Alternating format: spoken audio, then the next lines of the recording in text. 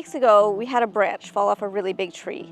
It was a really big branch. It crushed the roof of a small enclosure we have for the trash bins. When we looked at the tree after the branch fell, we noticed that the tree was still cracking and it was still showing signs that it was going to fail. So obviously we need to take it out. The tree is right next to a public walkway.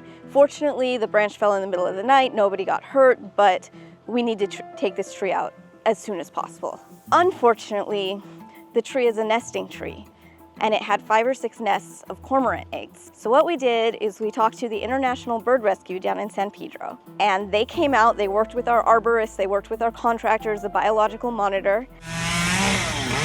Working together, they managed to take the tree down bit by bit, and they'd get to a nest, they'd prune the tree right at the nest, and they'd carry the nest down gently to the ground,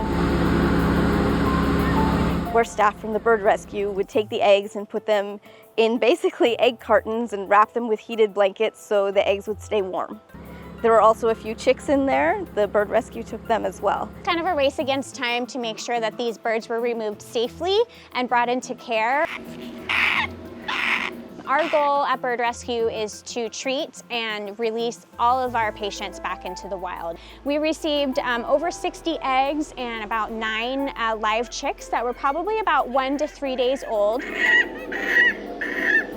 These are altricial chicks, so when they're born, they have no feathers, their eyes aren't even open for the first several days of life. So they rely 100% on their parents for survival. That means being fed, being hydrated. We have a dedicated staff person on these chicks all day, 12 hours a day, feeding them once an hour. We want to keep these birds as wild as possible. So to do that, we completely cover our bodies in a costume. So that's reducing any contact or connection that they might have by looking at us. Try to mimic the coloration of their parents, which are very, very deep black in color. Our other centers and myself have dealt with nests and eggs needing to be removed from hazardous areas. So we've dealt with babies in this high a volume before.